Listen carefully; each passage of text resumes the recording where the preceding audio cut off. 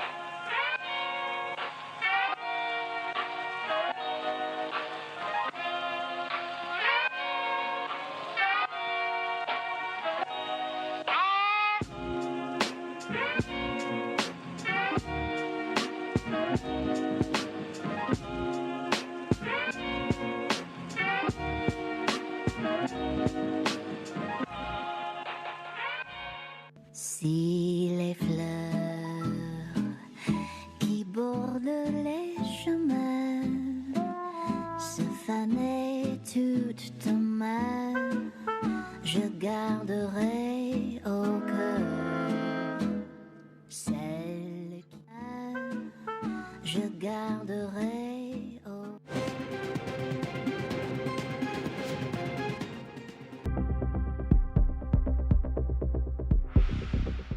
Bien, y algo sabemos de qué se trata, pero vamos a conocer juntos qué más hay, ¿no? En el mundo del trabajador del volante, de los taxistas, los remiseros. Por un lado está el transporte público, porque siempre lo remarcan, ¿eh? Transporte público, el otro el transporte privado. Porque alguna vez hubo un proyecto para fusionarse que tampoco prosperó. Hubieron muchísimos, múltiples proyectos y a lo largo de este tiempo, por supuesto, las cosas van cambiando. Vamos a presentar a Griselda Fuentes y a Héctor Copa de taxistas y de remiseros, bueno, de la Asociación de Taxis, y además Héctor Copa de los remiseros, pero además me parece que hubo toda una votación para que sea el representante hoy aquí hablando, ¿no? Y generalmente somos 5, pero de los 5 salí yo representante hoy. Está bien. Bueno, muchas gracias por estar con nosotros. No, por favor, Bueno, gracias. primero les pregunto, ¿no? ¿Qué piensan ustedes, ¿no? De lo que ocurrió la semana pasada, cuando había una sesión que estaban todos esperando que, por supuesto, hubiese un proyecto con una baja de cilindrada, tanto para remiseros como para taxistas? Bueno, No, a ver, señora Griselda, primero. Dale. adelante. Nosotros, en primer momento, Ujú. decidimos ir a pedir explicaciones ¿Sí? al señor von der Tussen por los hechos, los dichos Ujú. en los medios de nosotros. Más que nada, lo que nos dio un poco de bronca fue eso, porque nosotros habíamos metido el proyecto de baja de cilindradas Claro. hacía 1 año y 1 mes. En ese proyecto de baja de cilindradas había algo más que era para poder trabajar después de esta pandemia que En nos otras trajo a mal condiciones. traer a todos. No se dan las condiciones para conseguir autos y qué sé yo. Ya veíamos venir todos los problemas, entonces habíamos metido otro punto más que era para que uno pudiera trabajar con su licencia y si se rompía el auto o los que chocaban o qué sé yo, otro pudiera poner el auto y trabajar en conjunto. ¿Que esto no se hace actualmente? No, ¿No? no, Pensé no. Lo que había casos así también. no, a ver, por ahí hay algún caso, Sí. pero no está por ordenanza. Se pide un permiso por un tiempo, te lo da o no Ah, la municipalidad está ese bien. permiso. Bueno.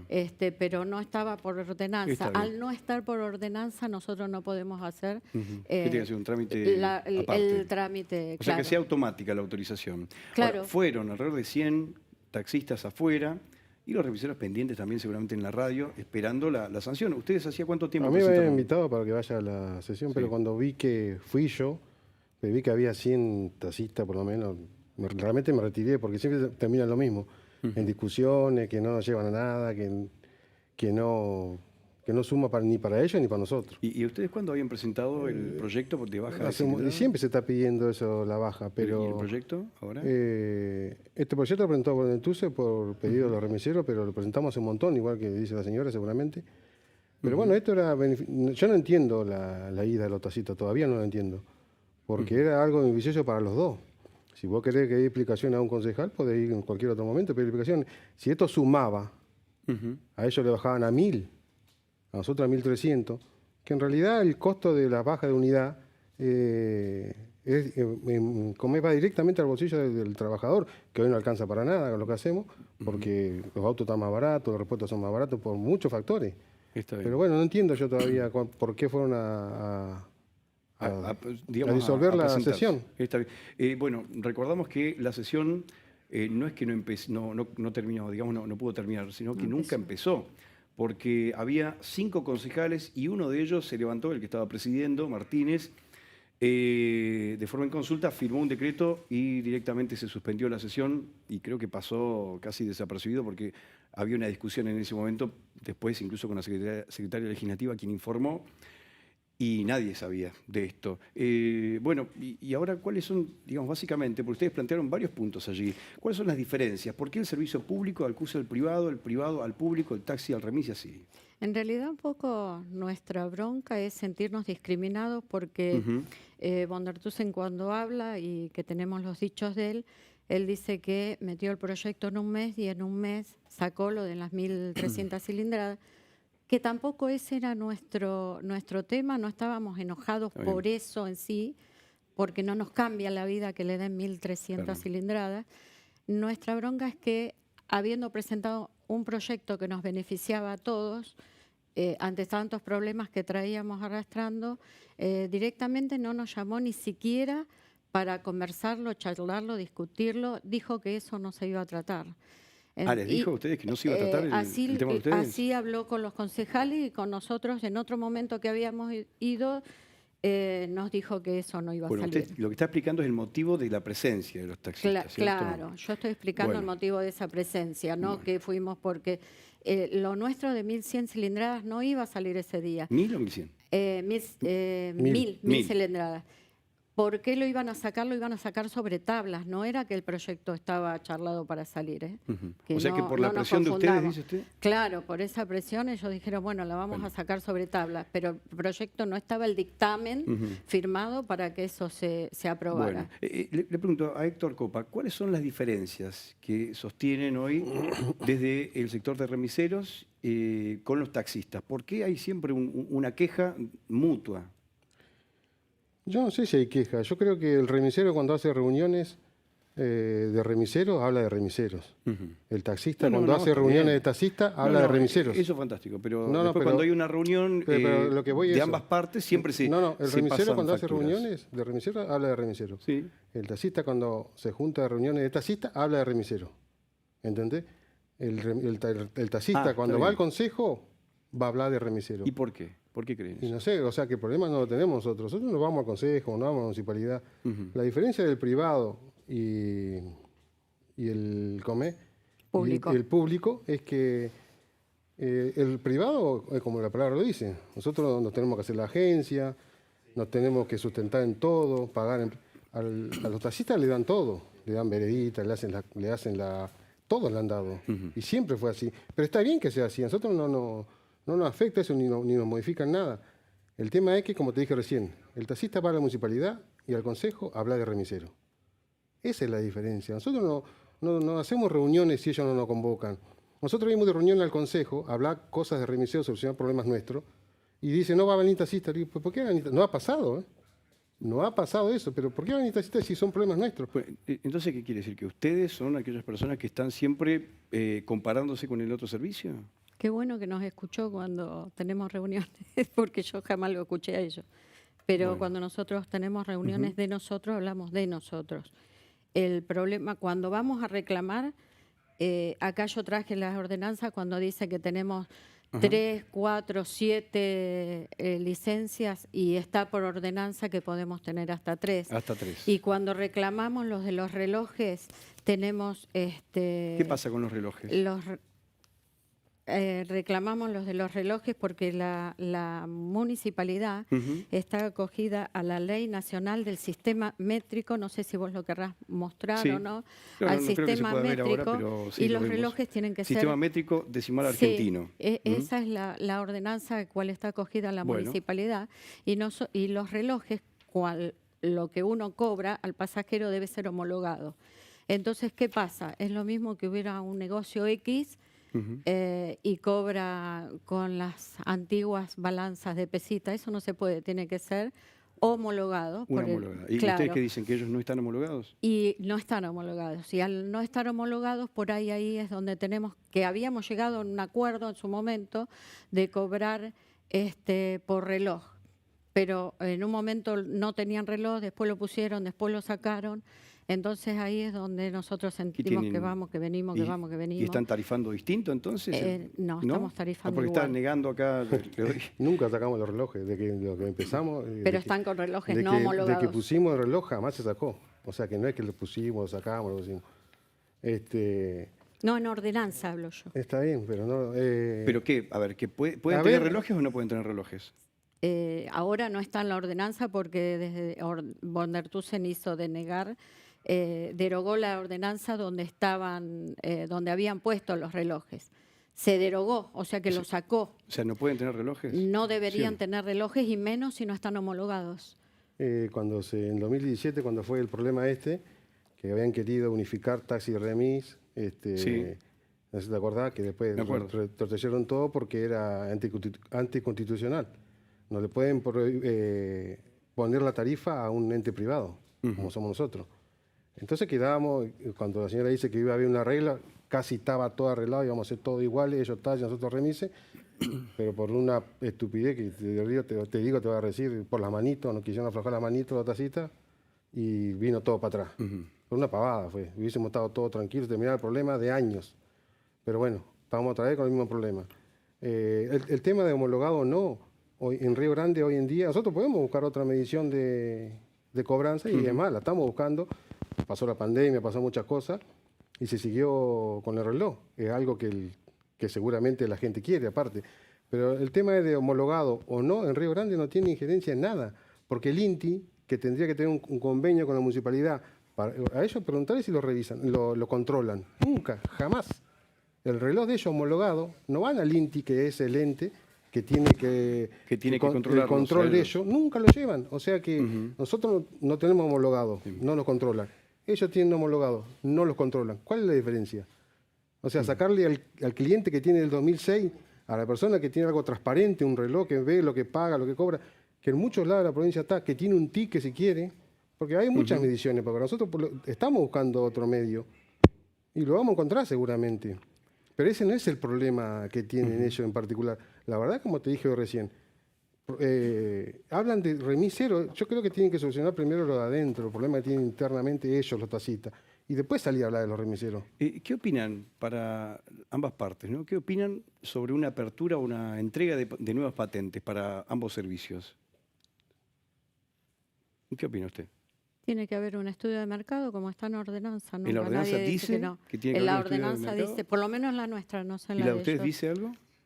Y como dijo la señora, en eso creo que coincidimos. O sea, ¿Se ni necesita el más taxista, bueno, por comunidades? eso digo, ni el remisero, ni el taxista, ni el consejo, ni la municipalidad puede decir hace falta remise en la agencia o taxi. Eso es algo que generalmente se toma una empresa, una facultad, Está bien, universidad, un estudio, como dice. estudio Alguna completo. universidad está señalando Claro, usted, alguien que haga un aparte no es de estudio. un día para otro que digo voy a dar patente, sea patente. No los Tiene- veo con muchas ganas de que haya más patentes. No, no, es que no podemos decir si falta o no falta No en este somos momento. quién para decir sí o no. No, Para eso se ¿entendés? hace el estudio de No, no. mercado. sí. ¿Y ustedes consideran que es bueno el servicio que están brindando? ¿Que es eficiente? ¿Que está la cantidad de móviles necesarios? Y hay muchos factores, lo que te decía. Cuando salga realmente, el Consejo tiene que sacar una ordenanza para contratar a esa universidad. No, está bien, pero hacer yo el les orden. pregunto a ustedes, Sí. a ambos, ¿cómo funciona el servicio? ¿Creen que está abasteciendo las necesidades de la gente? Yo lo que creo es que cada vez que llega el invierno hay factores que nos complican para poder cumplir en horario. Ujú. ¿Qué pasa? También la gente por ahí llama a un remis o remis de otro lado, un taxi de otro lado, vamos todos abocados, por ejemplo, a tu casa, porque nos llamaste a todos a ver quién llegaba primero.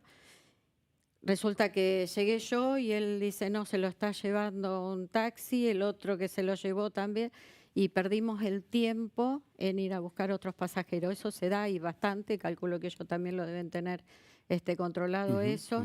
Y otro factor fundamental es El piso. el piso, y no solamente eso. El invierno es complicadísimo. Y otro factor fundamental, el barrio austral, que es otro Río Grande. Vos cuando vas al austral, para cruzar el varios picos, no cruzas nunca. O sea que siempre va a haber demora. Siempre va a haber demora. Ahora la faltante la va a dar el estudio que tiene que hacerse. hacerse para ver cuánto falta y si faltan, y cuánta cantidad. El Bueno, puente sí. llegamos a tardar 20 minutos 20 a minutos veces en para cruzar. cruzar solamente el puente. El puente. Bueno, nosotros les agradecemos que estén acá. Se pudo hablar de forma civilizada, aunque obviamente cada uno negaba por su lado cuando hablaba el otro, pero esperemos que sea de esta manera, ¿no?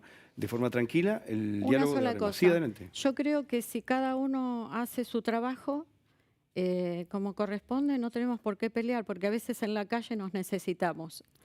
Es así, le pasa algo a él o me pasa algo a mí, yo estoy segura de que él me vendría a ayudar o nosotros al remisero. Bueno, por Creo, ahora- hace un tiempo que veníamos Sí. bastante en paz, pero cuando hay un actor político que empieza a luchar por sus votos, Sí, está ahí bien. es donde empieza a agitarse la cosa y nos empezamos se a ven las pelear y nos diferencias. veníamos bastante tranquilos. Bueno, ojalá que así se mantenga. Héctor Copa, Griselda Fuentes, muchas gracias. Muy No, amable. usted, Gracias por Nada. estar acá con nosotros. Sí, está bien. Bueno, ya los vamos a, por supuesto, vamos a seguir compartiendo más, pero mientras tanto les vamos contando que todavía no hay novedades para la sesión, esta sesión que no fue en realidad y que se suspendió. No hay novedades aún para la fecha definitiva. Hay algunas tentativas, pero bueno, esperemos que se defina rápidamente. Bueno, Cristian Viso, bienvenido. ¿Cómo Muchas estamos? gracias, Cristian. ¿Cómo va eso? Muy bien. Acabamos de superar una situación que pensamos iba a ser un poco más complicada. A propósito de eso y bien breve, 2471 es la ordenanza de los remises. 173 se estipula como tope. Bueno, esa es la cantidad. Así Bueno, es. y ahora tenemos otro tema. Así es. Informe. Que deriva también de otra situación que se debatió en la sesión fallida del Consejo Sí, Deliberante. exactamente. Porque vos estuviste ahí, Cristian, estuvimos juntos, un grupo de jubilados, un grupo de adultos mayores plantearon Sí. la necesidad de reabrir el hogar de día. Y en ese contexto plantearon una premisa que deriva, en definitiva, en este informe. Bueno. Somos viejos, pero no somos descartables. Así es. Bueno, esto lo vamos a conocer en algunos minutos y lo vamos a compartir aquí en La Hora Perfecta.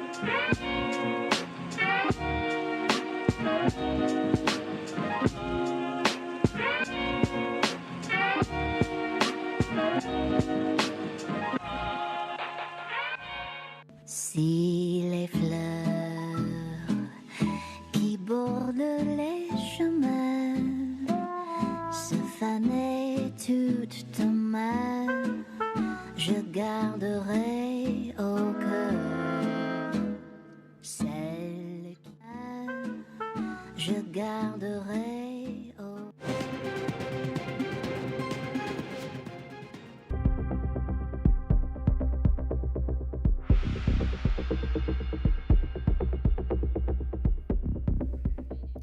Y acá estamos para compartir este nuevo paradigma, porque de esto vamos a estar hablando ahora con Cristian Viso. ¿De qué se trata esto que plantea de esta manera? Bueno, concretamente, Cristian, lo mencionábamos, desde hace un tiempo a esta parte, los jubilados, los adultos mayores de la ciudad de Río Grande vienen demandando poder tener un lugar donde reunirse, como supieron tenerlo en algún momento, por ejemplo, en el barrio AGP.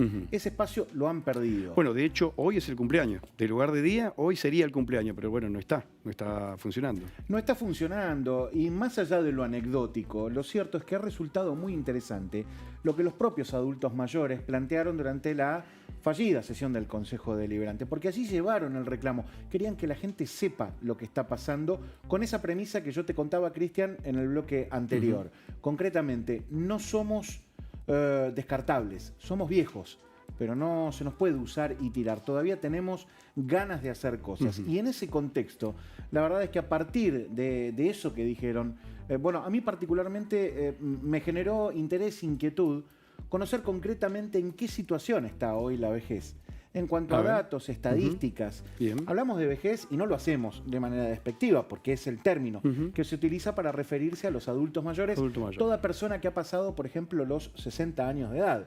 En muchos lugares del mundo, retirados, disfrutando del fruto del esfuerzo, de lo cosechado durante los años. En nuestro país, Cristian, todavía trabajando y por muchos años más. Bueno, en ese contexto hemos preparado algunas placas para entender cuál es la situación hoy de los adultos mayores en el mundo, pero particularmente en la República Argentina y en Tierra del Fuego. Bueno, la primera placa es bastante descriptiva respecto de esta situación porque particularmente hace referencia concretamente, tal como estamos viendo, a la proporción total de adultos mayores en la población argentina para entender cómo se ha ido modificando ese grupo etario.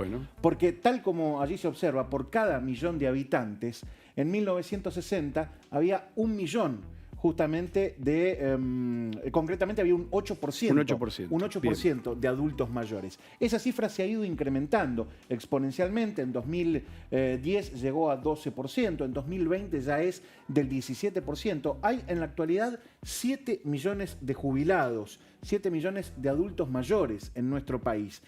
Y el dato es que en 2050 1 de cada 4 habitantes argentinos, Cristian, va a ser adulto mayor.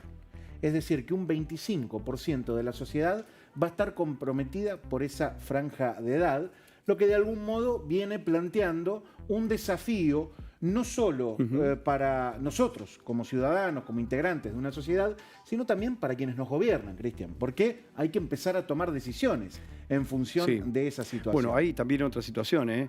Paralelamente, no había datos estadísticos hace años atrás, esto se empieza a confirmar recién hace menos de una década, comienza a darse otra situación. Hay cada vez menos o disminuye el índice de natalidad. Así esto es. ocurre en todo el país y, bueno, Tierra del Fuego, por supuesto, no es la excepción y está bajando el índice de natalidad. Así que, por un lado, por supuesto, estamos viendo esto y baja también la cantidad de habitantes. Ese es otro factor, como vos decías, para tener en cuenta. Concretamente, Cristian, se estimaba que allá por la década del 60 del siglo pasado, por cada mujer había 3,5 hijos. Hoy esa cantidad ha caído a 2,1. Es decir, cada mujer tiene en promedio un hijo menos. Y eso, como vos mencionabas, influye directamente. Bueno, la siguiente placa concretamente tiene que ver con la expectativa de vida, que es otro dato importantísimo y que hay que tener en cuenta porque va en relación con esto que los jubilados, por ejemplo, decían en el Consejo Deliberante, Cristian. Bueno, concretamente, en la República Argentina, la expectativa de vida en 1950 era de 61 años. En el 2000, con el nuevo siglo, ya llegaba a los 70 años. Se había incrementado considerablemente. En 2020 ya es de 76 años de edad. Y mira la situación en las provincias, Cristian. Porque en Tierra del Fuego, hoy la expectativa de vida para los adultos mayores es superior a la media nacional y es la provincia mejor ubicada en ese ranking según las pocas estadísticas a las que hemos podido acceder. 76,5 años de edad es la expectativa de vida de los adultos mayores en Tierra del Fuego. Le sigue la Ciudad Autónoma de Buenos Aires y Mendoza bastante cerca. Bueno, ¿con qué está relacionado esto, Cristian? ¿La calidad de vida? Con la calidad de vida, tal cual, el acceso a la tecnología, a mejores condiciones para la vida de todos que indudablemente elevan de a poco, año tras año, la cantidad de años que cada uno de nosotros puede llegar a vivir. Bueno, hay una situación para comparar. Este es un ejemplo claro, por supuesto, para medir a nuestro país, a nuestra provincia en particular, y de prestaciones y demás, ¿no? Pero después hay otra comparación, ¿no? Algo importante para destacar. ¿Qué pasa, digamos, en comparación con otros países igualmente, ¿no? Así es. Bueno, yo te decía concretamente que es de 76 años la expectativa de vida en la República Argentina. En el mundo hay países que están mucho mejor ubicados desde hace décadas. Concretamente, Japón. La gente vive hasta los, en promedio, 84 años de edad, Cristian. Le sigue Suiza con la misma edad y España. Bueno, son los tres países, bueno, y claramente esto tiene que ver concretamente, como vos mencionás, con el aspecto económico y financiero. No, económico y financiero, por supuesto, de la mano de esto viene la atención sanitaria, ese tipo digamos, de posibilidades de acceso a otras condiciones también, ¿no? De atención médica. Así es. Así que eso también es un punto importante. Bueno, ¿no? y en contrapartida, entre los peores países, Somalia, además el país más pobre del mundo, en donde la gente vive apenas en promedio hasta los 58 años de edad, le siguen Mozambique y Afganistán con una característica. Todos estos países además se han desangrado en guerras. Claro. En guerras internas y en guerras afectadas por los intereses de otros países. En ese contexto, además, hay un dato, digo, yo agrego, en esta cuestión nos referimos a Somalia. Es un país además que está en riesgo de desaparecer. Su población muere cada vez más joven.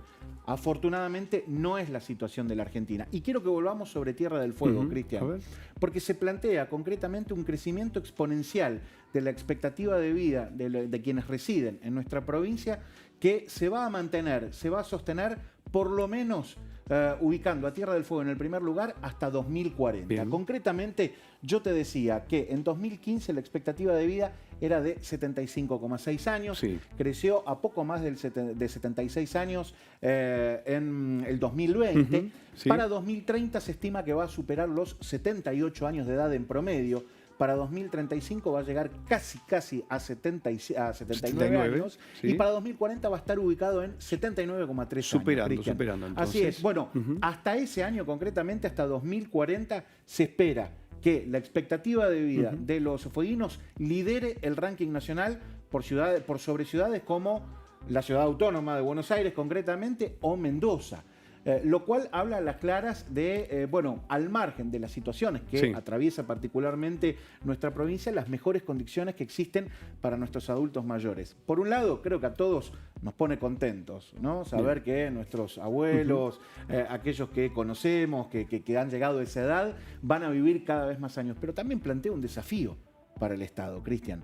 3 conclusiones sacamos ya para ir resumiendo este informe respecto de los desafíos que se vienen a futuro. Bueno, el primero de ellos tiene que ver con el acceso a la salud. Esto es innegable, es inequívoco. Con cada adulto mayor, con cada abuelo que vos hablás, la mayor preocupación hoy está planteada en la posibilidad de acceder a más y mejores tratamientos, que sean cada vez más frecuentes y más profundos en la posibilidad de sanar sus dolencias. La otra cuestión, Cristian, es la autonomía.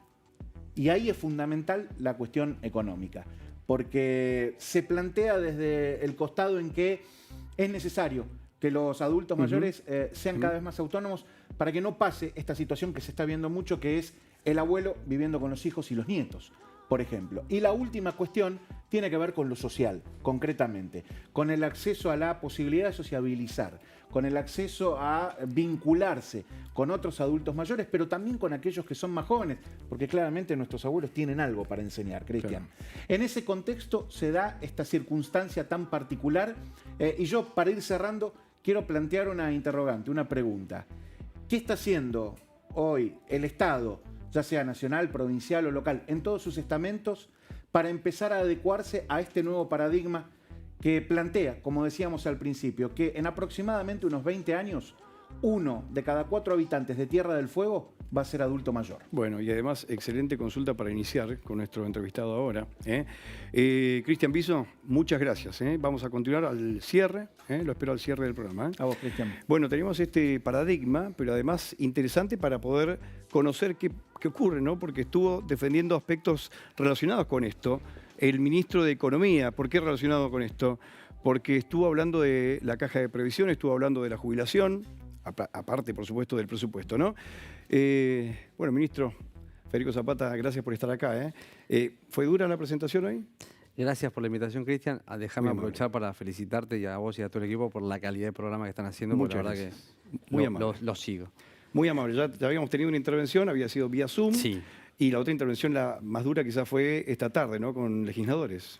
Sí, no lo tomaría como algo duro. La verdad que pudimos concurrir junto con el presidente de la Caja de Previsión Social a reunirnos con los legisladores que justamente se está tratando en comisión un proyecto presentado por el bloque Forja que modifica algunas cuestiones del régimen jubilatorio de los docentes. Claro, recordemos que en el año 2016 se modificó para todos los escalafones. En enero. Sí. En enero. Y nosotros entendemos desde el Ejecutivo Provincial que quizás a quien se le generó un cambio más brusco es al sector docente porque tienen una vida activa distinta. Bien, ahora me lo va a comentar, porque usted también en algún momento planteó que van a tratar de encontrar un punto intermedio, pero ahora me lo va a comentar porque nosotros vamos ahora también a una breve pausa y por supuesto ya volvemos con el ministro de Economía.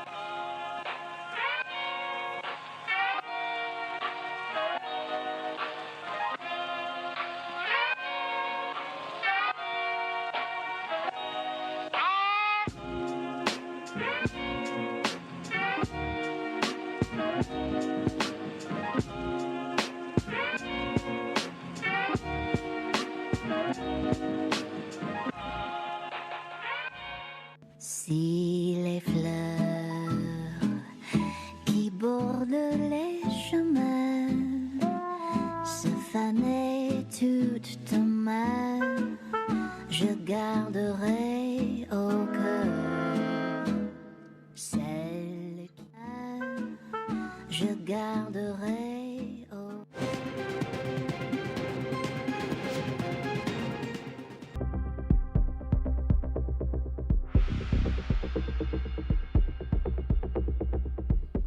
Y estamos con el ministro de Economía, Federico Zapata, quien por supuesto ya le hemos agradecido y ya hemos estado hablando y anticipando algunos temas, por lo menos queremos saber y vamos a compartirlo también y vamos a conocer un poco más de todo lo que está pasando, ¿no?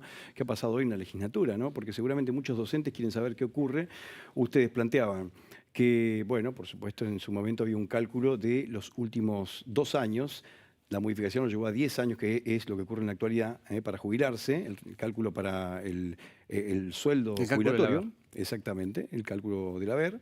Y ustedes plantean un punto intermedio, 5 años. Exactamente, sí. En realidad es un proyecto presentado por el bloque de Forja. Ahora, ¿pero esto es para todos o es para el sector docente? Este tratamiento particular es sobre los docentes. Nosotros lo que también planteamos y pudimos expresar es que estamos en tratativas con la Universidad de 3 de Febrero, que ya tiene una experiencia similar en la provincia de Santa Cruz, donde nosotros planteamos también hacer un cálculo actuarial nuevo, considerando las variables que fueron incorporadas por esta gestión, que son el plan de recuperación salarial, la incorporación de personal a la planta de gobierno. Eso cambia mucho el condicionamiento o el contexto, que entendemos que no es el mismo de que cuando en 2016 se cambió el sistema. Entonces, nosotros planteamos, a través de un convenio con la Universidad de 3 de Febrero, hacer un cálculo actuarial nuevo, establecer un sistema de monitoreo anual de la evolución de la obra social y también la búsqueda de nuevas fuentes de financiamiento, ¿no? ¿De la obra social de la caja? Perdón. De la caja. De la caja de previsión. De la caja de previsión social. Está bien. Ahora, ¿qué pasa con el resto de los trabajadores? No, el estudio actuarial va a ser sobre la totalidad de los escalafones. Ah, está bien. O sea, para aplicarlo Sí. posteriormente. Nosotros entendemos que, como te decía, la vida activa del docente es distinta que quizás la de un trabajador del escalafón seco o húmedo, que el tener 1 o 2 cargos le cambia considerablemente el cálculo del haber, y el tiempo que se tomaría para calcular el haber es considerablemente distinto a tomar 10, tomar 5. Entonces, entendemos que cambiar de 10 a 5 es un punto intermedio, le sigue dando sustentabilidad a la caja de previsión, y que incorporar al resto de los escalafones en el mismo sistema tampoco va a generar ningún tipo de... Ajá. ¿Hoy es superavitaria la caja? No sé si superavitaria, pero sí tiene las cuentas bastante equilibradas. Esto no podría llegar a cambiar, digamos, en algún momento. Ustedes, por supuesto, el gobierno debe ser, digamos, un agente solidario. En el caso de que las cuentas no estén cerrando, el gobierno tiene que asistirla. La ley 1071, que es la que está vigente, establece que en caso de haber déficit, los organismos aportantes tienen que cubrir en esa proporción el déficit. Y la realidad es que por estas variables que te comentaba recién, no hay una situación que genere que nosotros tengamos que cubrir ese déficit. Y entendemos que este cambio no va a cambiar mucho la situación. Igualmente hay otro planteo que realizan desde el sector docente, no solamente el cálculo del haber jubilatorio, sino también la edad, los años para la jubilación. ¿Qué hay con estos puntos? Son parte también del proyecto, esa discusión ya se dio, inclusive el sector docente había presentado un proyecto que el proyecto de Forja incluyó esos puntos. El punto más álgido es el cambio en el cálculo del haber, porque obviamente que se viene una situación en la que no había esta tranquilidad presupuestaria financiera de la obra social, entonces, de la caja de previsión social.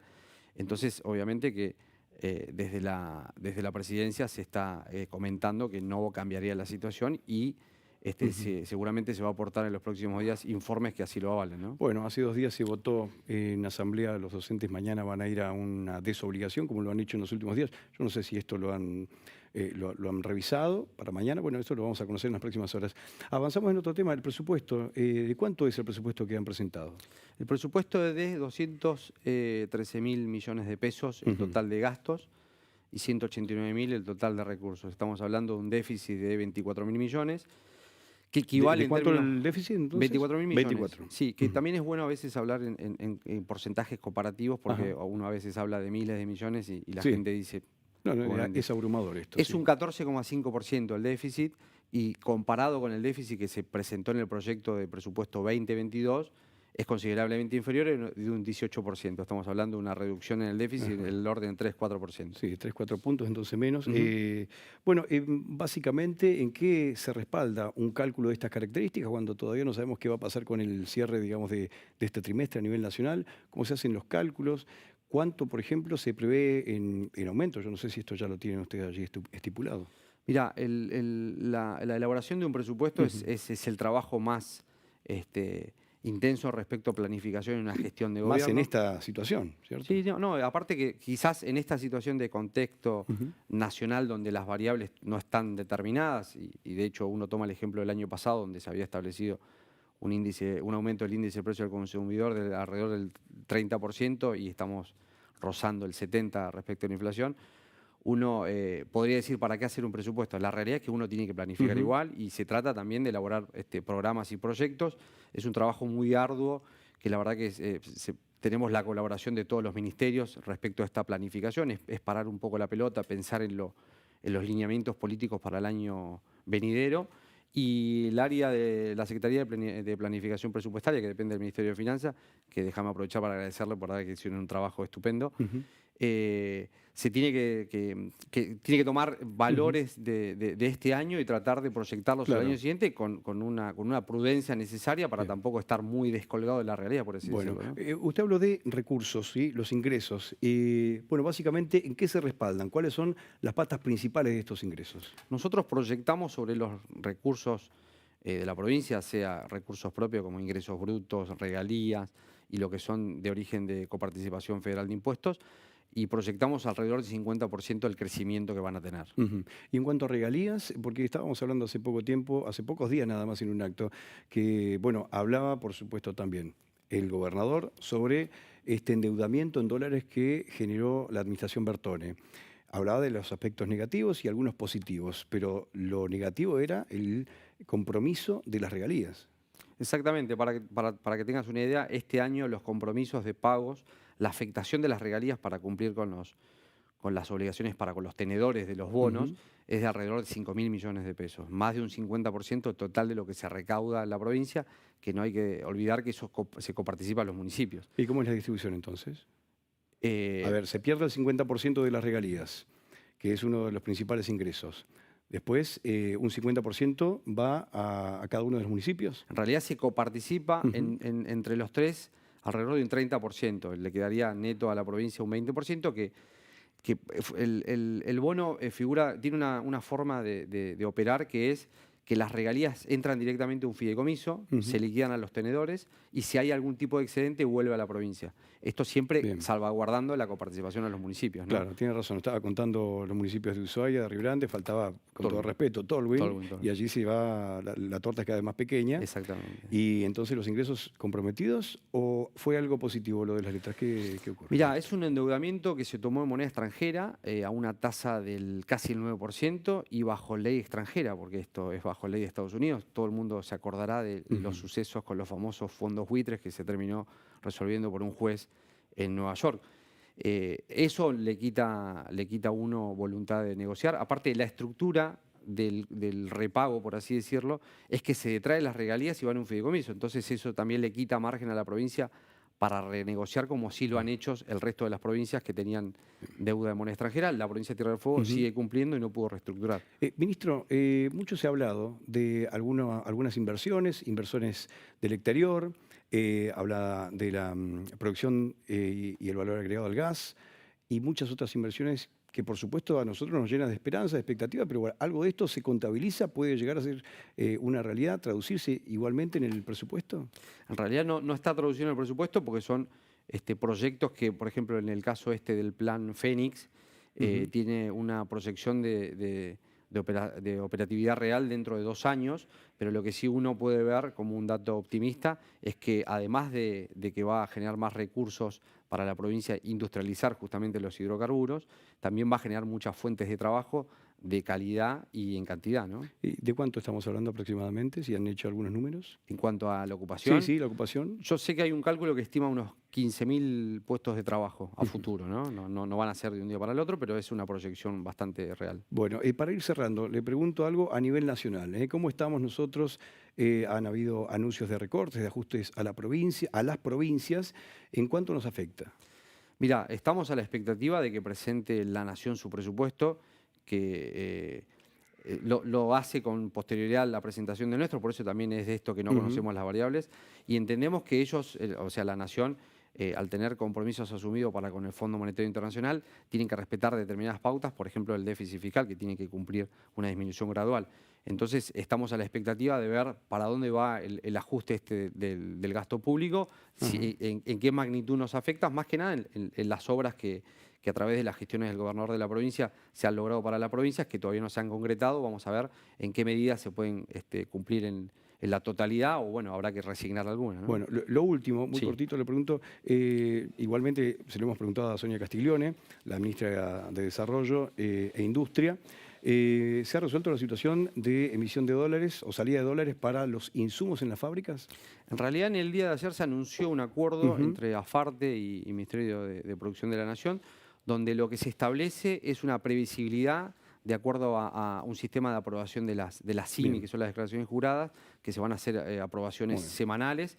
Va a haber un control mucho más fuerte sobre qué se importa la materia prima y demás, pero la idea es dar un poco más de previsibilidad y no que se generen estas expectativas negativas, y más que nada acá en Río Grande, donde hay mucha mano de obra ocupada en las industrias y obviamente que peligrarían o se presume que peligrarían puestos de trabajo. Esto viene a traer un poco de calma y un poco más de previsión a las industrias para que también puedan acomodar sus procesos productivos. Ministro, muchas gracias. Muy amable por estar con nosotros. Gracias a vos. Gracias. Bueno, estábamos con el ministro de Economía, Federico Zapata, a quien le agradecemos por supuesto su presencia, una mirada rápida de lo que ha pasado, por supuesto, en los últimos días y la proyección hacia el próximo año, pero ahora estamos con otro tema también, porque rápidamente tenemos que conocer, bueno, qué pasa con información judicial, ¿no? De última hora, estamos con, bueno, Sapo Medina. ¿Cómo está, Cristian? Bueno, Buenas noches bienvenido, para todos. gracias por estar con nosotros. Bueno, a última hora salió esto, ¿qué ha pasado? Esto ha salido ayer, pero tuvimos acceso exclusivo a lo que ha sido el fallo judicial de la Cámara de Apelaciones en el caso Mayo. Recordemos, este es un caso que tomó notoriedad el año pasado Sí. mediante un escrache que se realizó en tribunales a un hombre acusado de abuso sexual. Luego, sorpresivamente en diciembre, se da el sobreseimiento de esta persona por parte del juez de instrucción Daniel Cesari Hernández. Este es un hecho realmente gravísimo. Lo que se denunció en 2019. Da Sí. cuenta de reiterados abusos sexuales contra un menor que por ese entonces tenía 4 años, entre 2002 y 2013, en el marco de una convivencia de Mayo con Sí. la madre de el menor, Sí, una del joven pequeño. que en 2013 se quitó la vida, ¿no?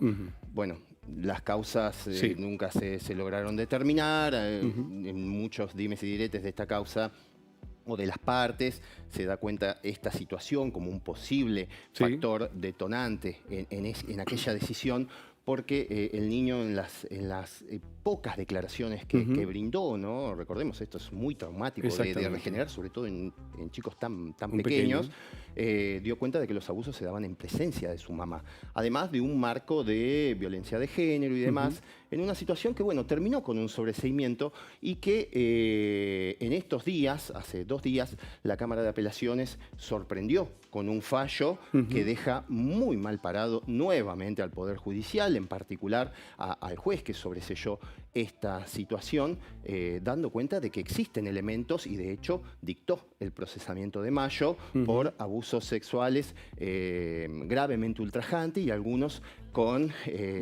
acceso carnal, ¿no? Bueno, se dio cuenta de que además de esta visión jurídica Sí. de los camaristas, se tomó una decisión que es grave en lo institucional, en lo judicial, que fue apartar de la causa al doctor Daniel Cesari Hernández. Porque revertir un sobreseimiento no significa por ahí una mala función de parte del juez, sino por ahí una mirada jurídica distinta. Diferente. Pero en no este conlleva, caso lo apartan. no conlleva obligadamente Sí. el apartamiento del juez. En este caso se dio este apartamiento, ya la causa no la tiene Cesari, ¿Cómo- la tomó la jueza de instrucción ¿Cómo 3, se interpreta Cecilia entonces esto? Cataldo. Porque uno puede tener otra visión de todo esto, ¿eh? Que ha habido un malobrar, hasta se puede hablar de... O sea, uno puede llegar a interpretar de todo, ¿no? Hasta una intencionalidad. Bueno, hay unas cuestiones jurídicas que se plantearon respecto de que esta situación se detona a partir de que el chico comienza a ir a un psicólogo por una situación de hiperactividad en la que a la 10ª sesión que realiza el psicólogo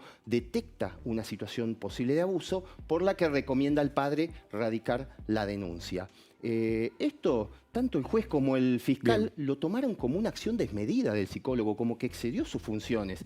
Imagínense ustedes, ¿no? Un psicólogo que se encuentra con un cuadro de situación Claro. de este tipo, ¿qué hace con los padres? ¿Les avisa? Bueno, Exactamente. esto es lo mismo que consideró desde el más básico de la lógica, de los sentidos comunes, la Cámara de Apelaciones, es decir, cómo se ponderó de esa manera Esto es lo que ha del tomado psicólogo. entonces. Lo que primó entonces es el análisis del psicólogo. El chico en Cámara Gesell no fue muy locuaz, pero sí escribió y detalló los abusos sufridos por escrito. Esto es punto de aparte, ¿no? El análisis jurídico de la situación. Acá hay una situación gravísima en lo institucional, que ya hay un cuestionamiento a el aspecto moral de la actuación judicial. Y es que los jueces de la Cámara de Apelaciones entienden que hubo muchas prerrogativas a favor de la defensa de Mayo. Una de ellas es que luego de lo que fue la Cámara Gesell del chico, se le realiza un abordaje interdisciplinario con psicólogos, psiquiatras y un pediatra, situación en la que consulté a todo el mundo judicial y nadie recuerda un antecedente de que se haya dejado presenciar a un abogado ese abordaje interdisciplinario. En este caso, Cesari Presenció. permitió que el abogado de Mayo presenciara esto. Lo que sí, no lo dejaron por escrito en el expediente, pero los especialistas en el informe que elevaron dejaron por escrito que había estado presente un abogado. ¿Pero cómo se interpreta Esto la entonces? querella se acaba de enterar con el fallo de la Cámara de Apelaciones. La querella no pudo ni siquiera acceder a la causa. Bueno, Y va hay un a traer último- más cola todo esto, ¿no? De Porque- hecho, mañana ya anuncian que van a estar presentes algunas manifestantes. Porque incluso, además, concluye la Cámara de Apelaciones con otro aspecto que vimos de este fallo que Sí. estamos viendo, en el cual los camaristas en esto fueron muy sutiles. Mencionaron una jurisprudencia de la Corte Suprema de Justicia de la Nación en la cual dicen, fundamentan para apartar al juez, ¿no?, que existan elementos que autoricen a abrigar dudas con relación a la imparcialidad con que se debe desempeñar el juez. Esto lo dice la Corte Suprema. Esto lo usaron los camaristas para no decirlo ellos. Claro. Dudaron de la imparcialidad del juez. Usaron otro fundamento, otro argumento para decirle lo que ellos realmente pensaban. Con boca de otro. Exactamente. Pero bueno, esto es grave en lo institucional Sí. y no hay Bien. denuncia, no hay por el momento algo que se haya elevado al Superior Tribunal de Justicia para que de una vez por todas Bien. tome decisión sobre estas cuestiones que generan una inseguridad jurídica, ¿no?, en la justicia penal en Río Grande, ¿no? Fernando, muchas gracias. Bueno, esto era algo de último momento, necesitábamos saber algo más porque fue uno de los temas del día o de la semana en el ámbito judicial y por eso lo destacaba también Fernando Medina. Bueno, le agradecemos a Cristian Biso que, bueno, estábamos con algunos temas pendientes y, bueno, los vamos a continuar completando. Asimismo, en su noticiero de siempre, de las 21 horas y el próximo jueves con nosotros en La Hora Perfecta. Muchas gracias.